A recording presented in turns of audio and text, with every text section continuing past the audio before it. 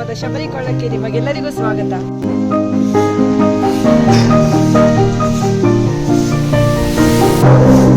ಪ್ರಾಣದ ಭಯನೇ ಇಲ್ಲ ಅವರಿಗೆ.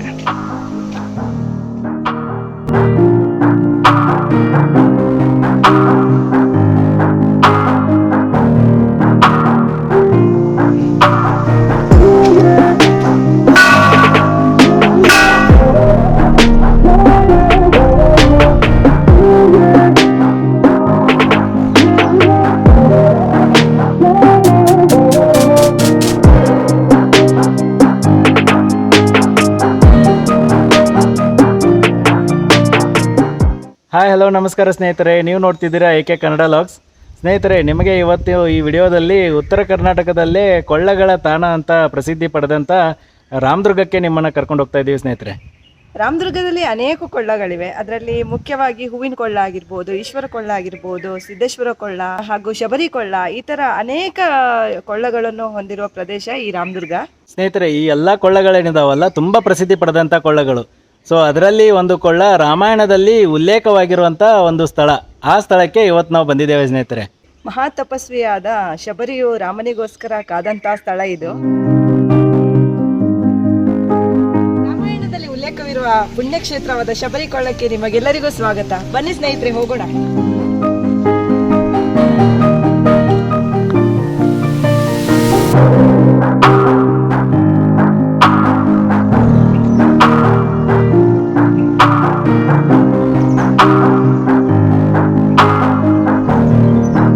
ಸ್ನೇಹಿತರೆ, ಈ ಶಬರಿಕೊಳ್ಳ ಪ್ರದೇಶ ಏನಿದೆ ಅಲ್ಲ, ಇದು ರಾಮದುರ್ಗ ತಾಲೂಕಿನ ಸುರೇಬಾಣದಲ್ಲಿ ಬರುತ್ತದೆ.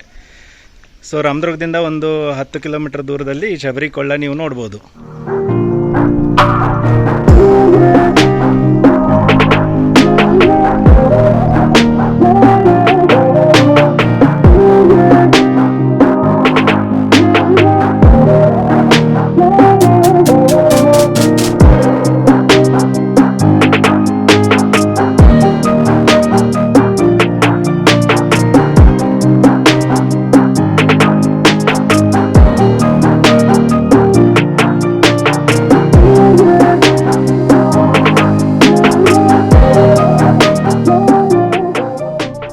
ನೋಡಿ, ಇಂಥ ಪುಣ್ಯಕ್ಷೇತ್ರ, ರಾಮನಿಗಾಗಿ ಕಾದಂಥ, ಶಬರಿ ಕಾದಂಥ ಪ್ರದೇಶ ಇದು. ಸೊ ಇಲ್ಲಿ ರಾಮನ ಭಕ್ತರು ಅನೇಕರನ್ನು ಕಾಣ್ಬೋದು. ಉದಾಹರಣೆಗೆ ನೋಡಿ, ಹನುಮಂತ ಕೂಡ ಇಲ್ಲಿ ಇದ್ದಾನೆ. ಅದೇ ರೀತಿ ನಮ್ಮ ಅಳಿಲು ಇಣಚಿಗಳು ಅವರು ಕೂಡ ಇದ್ದಾರೆ. ಸ್ನೇಹಿತರೆ, ಈ ಶಬರಿ ಕೊಳ್ಳದಲ್ಲಿ ಏನಿದೆ ಅಲ್ಲ, ಮಹಾ ತಪಸ್ವಿ ಶಬರಿ ಕಾದಂಥ ಸ್ಥಳ ಆಗಿರೋದ್ರಿಂದ ಇಲ್ಲಿ ಒಂದು ಶಬರಿ ದೇವಿ ದೇವಸ್ಥಾನ ಇದೆ. ಅದೇ ರೀತಿ ರಾಮನಿಗಾಗಿ ಕಾಯ್ದಿರೋಗೋಸ್ಕರ ಶ್ರೀರಾಮನ ಮಂದಿರನೂ ಕೂಡ ಇದೆ. ಬನ್ನಿ, ಹಾಗಿದ್ರೆ ಒಳಗಡೆ ಹೋಗಿ ದೇವರ ದರ್ಶನ ಮಾಡುವ.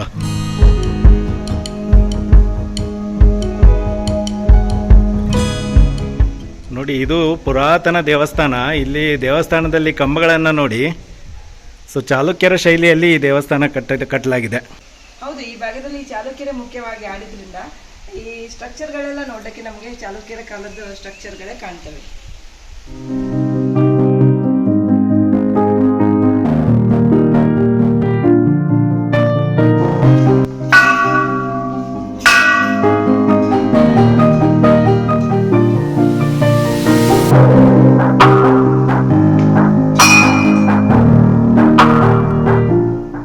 ಶಬರಿ ದೇವಿಯ ಭವ್ಯ ಮೂರ್ತಿಯನ್ನು ನಾವು ಕಾಣಬಹುದು.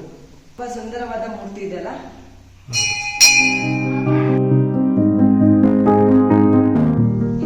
ನಿಮ್ಗೆ ಹೇಳ್ಬೇಕಂದ್ರೆ ಸ್ನೇಹಿತರೆ, ಈ ಶಬರಿ ದೇವಿ ಇಲ್ಲಿ ಮಾತ್ರ ಅಲ್ಲದೆ ಸೂರ್ಯಬಾನದಲ್ಲಿ ಅನೇಕ ಮನೆಗಳಲ್ಲಿ ಈ ದೇವತೆಯು ಮನೆ ದೇವಿಯಾಗಿ ಪೂಜಿಸಲ್ಪಡ್ತಾರೆ.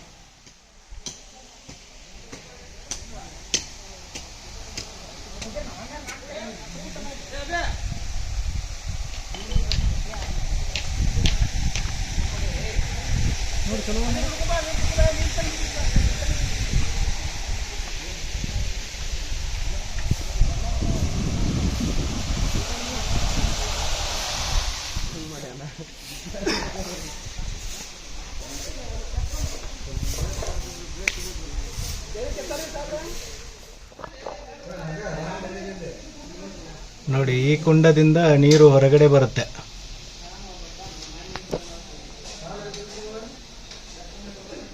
ಈ ಪುರಾಣ ಪ್ರಸಿದ್ಧ ಸ್ಥಳ ಬರೋದು ಬೆಳಗಾವಿ ಜಿಲ್ಲೆಯ ರಾಮದುರ್ಗ ತಾಲೂಕಿನ ಸುರೇಬಾನೆಂಬ ಒಂದು ಸಣ್ಣ ಗ್ರಾಮದಲ್ಲಿ. ಇಲ್ಲಿ ಶಬರಿಯು ರಾಮನಿಗೋಸ್ಕರ ಕಾದಂತ ಸ್ಥಳ, ಇದು ಪವಿತ್ರ ಸ್ಥಳ ಅಂತಲೇ ಹೇಳ್ಬೋದು. ಶಬರಿಯು ತನ್ನ 14ನೇ ವಯಸ್ಸಿನಲ್ಲಿ ಮನೆ ಬಿಟ್ಟು ಮಾತಂಗ ಋಷಿಗಳ ಆಶ್ರಮವನ್ನು ಸೇರ್ತಾರೆ. ಮಾತಂಗ ಋಷಿಗಳ ಸೇವೆಯಲ್ಲಿ ಕಂಟಿನ್ಯೂಸ್ ಆಗಿ ತೊಡಗಿರ್ತಾರೆ. ಹಾಗೂ ಮಾತಂಗ ಋಷಿಗಳು ಅವರ ಭಕ್ತಿಗೆ ಮೆಚ್ಚಿ, ಅಂದರೆ ಅವರ ಸೇವೆಗೆ ಮೆಚ್ಚಿ ಅವರಿಗೊಂದು ವರ ಕೊಡ್ತಾರೆ. ನಿನಗೆ ತ್ರೇತಾಯುಗದಲ್ಲಿ ಶ್ರೀರಾಮಚಂದ್ರರು ನಿನಗೆ ದರ್ಶನವನ್ನು ನೀಡ್ತಾರೆ, ಅಲ್ಲಿಯವರೆಗೆ ನೀನು ಕಾಯಬೇಕು ಅಂತ ಹೇಳ್ತಾರೆ. ಅದೇ ಥರವಾಗಿ ಶಬರಿಯು ಇಲ್ಲಿ ರಾಮನಿಗೋಸ್ಕರ ಎಷ್ಟು ವರ್ಷಗಳಾದರೂ ಅವಳು ಮುಪ್ಪಿನ ತನಕನೂ ಇಲ್ಲಿ ಈ ಸ್ಥಳದಲ್ಲಿ ಶ್ರೀರಾಮಚಂದ್ರ ದೇವರಿಗೋಸ್ಕರ ಕಾಯ್ತಾ ಇರ್ತಾರೆ. ಶ್ರೀರಾಮಚಂದ್ರರು 14 ವರ್ಷ ವನವಾಸದಲ್ಲಿರುವಾಗ ಅನೇಕರಿಗೆ ಅವರ ದರ್ಶನ ಭಾಗ್ಯ ಸಿಗ್ತದೆ. ಅದರಲ್ಲಿ ಶಬರಿ ದೇವಿಯು ಒಬ್ಬರು. ಅಂದರೆ ಶ್ರೀರಾಮಚಂದ್ರರ ಭೇಟಿಗೋಸ್ಕರ ಹಲವಾರು ಋಷಿ ಮುನಿಗಳು ಹಲವು ತಪಸ್ಸನ್ನು ಮಾಡಿರ್ತಾರೆ. ಅದರಲ್ಲಿ ಇವರು ಒಬ್ಬರು ಅಂತ ಹೇಳ್ಬೋದು. ಹಾಗೆ ಅವರು ಇಲ್ಲಿ ಬಂದು ಶಬರಿಯನ್ನು ಭೇಟಿಯಾಗ್ತಾರೆ. ಶಬರಿಯು ಅವರಿಗೋಸ್ಕರ ಕಾದು ಇಲ್ಲಿ ಸುತ್ತಮುತ್ತಲು ಸಿಗುವ ಬೋರೆ ಹಣ್ಣುಗಳನ್ನು ಸಂಗ್ರಹ ಮಾಡಿ, ಅಂದರೆ ಇಲ್ಲಿ ಈ ಗುಡ್ಡಗಳಲ್ಲಿ ಸಿಗುವಂತಹ ಬೋರೆ ಹಣ್ಣುಗಳನ್ನು ಸಂಗ್ರಹ ಮಾಡಿ ಇಟ್ಟಿರ್ತಾರೆ. ಹಾಗೂ ಶ್ರೀರಾಮಚಂದ್ರರು ಬರುವಿಕೆಗಾಗಿ ಕಾಯ್ತಾ ಇರ್ತಾರೆ. ಅದೇ ರೀತಿ ಒಂದು ದಿವಸ ಬರುತ್ತದೆ, ಶ್ರೀರಾಮಚಂದ್ರ ಆಗಮನ ಆಗ್ತದೆ. ಇಲ್ಲಿ ಶ್ರೀರಾಮಚಂದ್ರರಿಗೆ ಅವರು ಹಣ್ಣುಗಳನ್ನು ನೀಡ್ತಾ ಇರುವಾಗ ಅವರು ಅದನ್ನು ಕಚ್ಚಿ ಶ್ರೀರಾಮಚಂದ್ರರಿಗೆ ಕೊಡ್ತಾ ಇರ್ತಾರೆ. ಅದನ್ನು ನೋಡಿ ಲಕ್ಷ್ಮಣರಿಗೆ ಒಂಥರ ವಿಚಿತ್ರ ಅನಿಸ್ತದೆ. ಯಾಕೆ ಶ್ರೀರಾಮಚಂದ್ರ ಅವರು ತಿಂದಂತ ಹಣ್ಣುಗಳನ್ನು ತಿಂತಾ ಇದ್ದಾರೆ ಅಂತ ವಿಚಿತ್ರ ಆಗ್ತದೆ. ಅವಾಗ ಶ್ರೀರಾಮಚಂದ್ರ ಹೇಳ್ತಾರೆ, ಅವರ ಭಕ್ತಿಗೆ ಮೆಚ್ಚಿ ಹಾಗೂ ಅವರ ತಾಳ್ಮೆ ಇದೆಯಲ್ಲ, ತಾಳ್ಮೆಗೆ ಮೆಚ್ಚಿ ನಾನು ಇಲ್ಲಿ ಬಂದು ಅವರಿಗೆ ದರ್ಶನವನ್ನು ನೀಡಿದ್ದೇನೆ ಅಂತ ಹೇಳಿ ಅವರನ್ನು ಸಮಾಧಾನ ಪಡಿಸಿ ಇಲ್ಲಿ ಶಬರಿಗೆ ಮುಕ್ತಿಯನ್ನು ನೀಡ್ತಾರೆ ಅನ್ನುವ ಒಂದು ಇತಿಹಾಸ ಪ್ರಸಿದ್ಧ ಕಥೆಯೂ ಇಲ್ಲಿದೆ. ನೀರಿಗೋಸ್ಕರ ಶ್ರೀರಾಮಚಂದ್ರರು ಇಲ್ಲಿ ಬಾಣವನ್ನು ಬಿಡ್ತಾರೆ. ಆ ಬಾಣಗಳಲ್ಲಿ 2 ಬಾಣಗಳಲ್ಲಿ 2 ಚಿಲುಮೆಗಳು ಉತ್ಪತ್ತಿ ಆಗ್ತದೆ. ಅದೇ ರೀತಿ ಈಗಲೂ ನೀವು ನೋಡ್ಬೋದು ಆ ಚಿಲುಮೆಗಳನ್ನು. ಅದರಲ್ಲಿ ನಿರಂತರವಾಗಿ ನೀರಿರುತ್ತೆ, ಅಂದರೆ ವರ್ಷ ಪೂರ್ತಿ ನೀರಿರುತ್ತೆ ಆ ಚಿಲುಮೆಯಲ್ಲಿ. ಈ ಪ್ರದೇಶಗಳಲ್ಲಿ ಯೂಶ್ವಲಿ ನೀರು ಇರೋದಿಲ್ಲ, ಬಟ್ ಆ ಚಿಲುಮೆಯಲ್ಲಿ ಯಾವಾಗಲೂ ಸದಾ ನೀರಿರುತ್ತೆ. ಸ್ನೇಹಿತರೆ, ನೀವೇನಿಲ್ಲಿ ನೋಡ್ತಾ ಇದ್ದೀರಲ್ಲ ಬೆಟ್ಟಗಳನ್ನ, ಸೊ ಇದು ಬೆಟ್ಟಗಳು ಬರೋದು ಕುರ್ಚಲು ಕಾಡುಗಳ ಬೆಟ್ಟಗಳು ಇವೆಲ್ಲ. ಸೊ ಆಮೇಲೆ ಈ ಬೆಟ್ಟದ ಕಲ್ಲು ನೋಡಿ, ಈ ಕಲ್ಲು ಗ್ರಾನೈಟ್ ಕಲ್ಲಿದು, ಸೊ ಬೆಣ್ಣಚ್ಚು ಕಲ್ಲು ಅಂತ ಏನು ಹೇಳ್ತೀವಲ್ಲ, ಸೊ ಆ ಥರದ್ದು ಕಲ್ಲುಗಳು ಆ ರೀತಿ ಇರೋದ್ರಿಂದ ಇಲ್ಲಿ ಕುರ್ಚಲು ಗಿಡಗಳು ಮಾತ್ರ ಬೆಳಿಲಿಕ್ಕೆ ಸಾಧ್ಯ.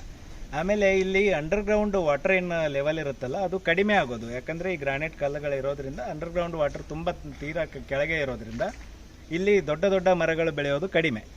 ಸೊ ಹಾಗಾಗಿ ಈ ಪ್ರದೇಶದಲ್ಲಿ ಹೆಚ್ಚಾನೆಚ್ಚು ನೀವು ಕುರ್ಚಲು ಗಿಡಗಳಾದಂಥ ಕಳ್ಳಿ ಗಿಡಗಳಾಗ್ಬೋದು, ಜಾಲಿ ಗಿಡಗಳಾಗ್ಬೋದು, ಬೋರೆ ಹಣ್ಣಿನ ಗಿಡಗಳಾಗ್ಬೋದು, ಸೊ ಆ ಥರದ ಗಿಡಗಳನ್ನು ಯಥೇಚ್ಛವಾಗಿ ನೀವು ನೋಡ್ಬೋದು. ಈ ದೇವಸ್ಥಾನ ಏನು ನೋಡ್ತಾ ಇದ್ದೀರಲ್ಲ, ಈ ದೇವಸ್ಥಾನ ಸುಮಾರು 13ನೇ ಶತಮಾನದಲ್ಲಿ ನಿರ್ಮಾಣವಾದಂಥ ದೇವಸ್ಥಾನ. ಜಕಣಾಚಾರ್ಯ ಅವರು ಕಟ್ಟಿದ್ರು ಅಂತ ಹೇಳಲಾಗುತ್ತೆ ಈ ದೇವಸ್ಥಾನವನ್ನು. ಈ ದೇವಸ್ಥಾನದ ಹಿಂದ್ಗಡೆ ಒಂದು ಜಲಪಾತ ಜರಿಯನ್ನು ನೀವು ನೋಡ್ಬೋದು. ಸೊ ಅದು ಸುಮಾರು ಒಂದು 300 ಅಡಿ ಎತ್ತರದಿಂದ ನೀರು ಹರಿದು ಬರ್ತದೆ.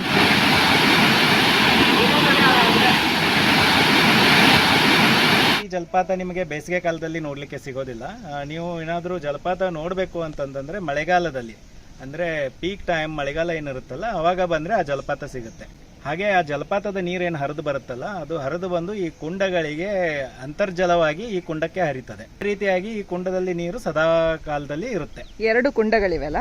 ಹೌದು, 2 ಕುಂಡಗಳು ಅಲ್ಲಿ ಪುಷ್ಕರಣಿ ರೂಪದಲ್ಲಿ.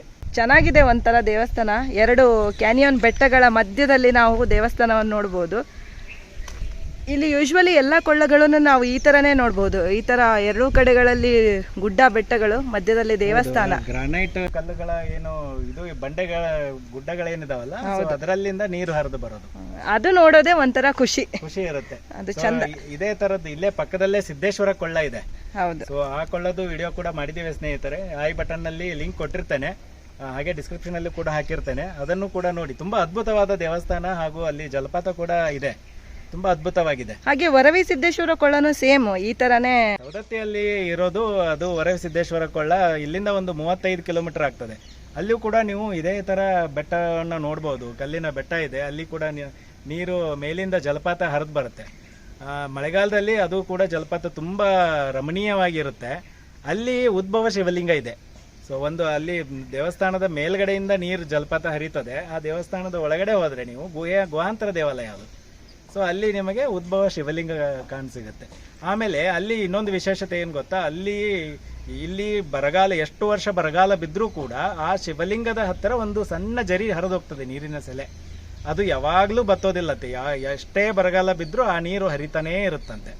ಸೊ ಅದು ಕೂಡ ವಿಡಿಯೋ ಮಾಡಿದ್ದೇವೆ ಸ್ನೇಹಿತರೆ, ನಿಮಗೆ ಲಿಂಕ್ ಡಿಸ್ಕ್ರಿಪ್ಷನಲ್ಲಿ ಹಾಕಿರ್ತೇನೆ, ಹಾಗೆ ಐ ಬಟನಲ್ಲೂ ಕೂಡ ಕೊಟ್ಟಿರ್ತೇನೆ. ಸೊ ನೀವು ಅಲ್ಲಿ ಕ್ಲಿಕ್ ಮಾಡಿ ನೋಡ್ಬೋದು. ಈ ನಮ್ಮ ರಾಮದುರ್ಗದ ಸ್ಪೆಷಾಲಿಟಿನೇ ಅದು, ಕೊಳ್ಳಗಳ ಪ್ರದೇಶ ಅಂತಲೇ ಹೇಳ್ಬೋದು. ಮಳೆಗಾಲಕ್ಕೆ ಬಂದರೆ ತುಂಬ ಉತ್ತಮ, ಒಂದು 2 ದಿನ ನೀವು ಎಲ್ಲ ಕೊಳ್ಳಗಳನ್ನು ಸುತ್ತಬಹುದು. ಹೌದು, ನೋಡು ಬೋರೆ ಹಣ್ಣಿನ ಮರಗಳಿದೆಲ್ಲ.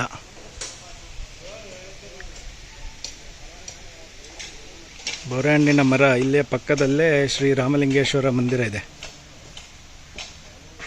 ನೋಡಿ. ಎಷ್ಟೊಂದು ಅದ್ಭುತವಾದ ಶಿವಲಿಂಗ ಇದು ನೋಡಿ, ಎಷ್ಟು ಎತ್ತರ ಇದೆ ಶಿವಲಿಂಗ.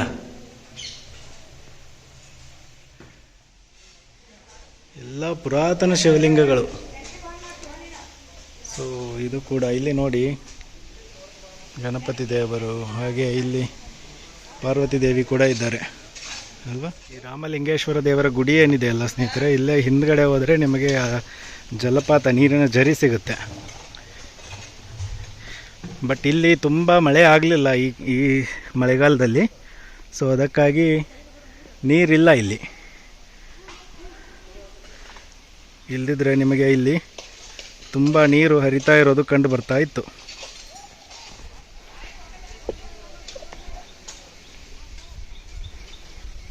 ನೋಡಿ ಇಲ್ಲೆಲ್ಲ ನೀರು ಹರಿದೋಗ್ತಾ ಇತ್ತು, ಅಲ್ಲಿ ಹಿಂದ್ಗಡೆ ಜಲಪಾತ ಬರುತ್ತೆ ನೋಡಿ. ಇಂಥ ಘಟ್ಟದ ಮೇಲೆ ನೋಡಿ, ಅಲ್ಲಿ ಜನರು ಹೇಗೆ ಮೇಲೆ ಹತ್ತಿ ಸಾಹಸ ಮಾಡ್ತಿದ್ದಾರೆ. ಪ್ರಾಣದ ಭಯನೇ ಇಲ್ಲ ಅವರಿಗೆ.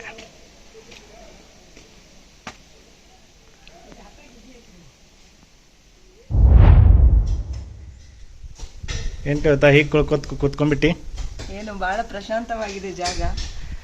ದೊಡ್ಡ ಕ್ಯಾನಿಯನ್ ಮಧ್ಯೆಗೆ ಕೂತಿದ್ದೇವೆ, ಅಂತ ಪ್ಲೇಸಲ್ಲಿ ಈ ದೇವಸ್ಥಾನ ಇದೆ ಅನ್ನೋದೇ ಖುಷಿ. ಅಷ್ಟೊಂದು ಅದ್ಭುತವಾದ ಶಿಲ್ಪಕಲೆ ಅನ್ಬೋದಲ್ಲ. ಈ ಕಂಬಗಳನ್ನು ನೋಡಿ,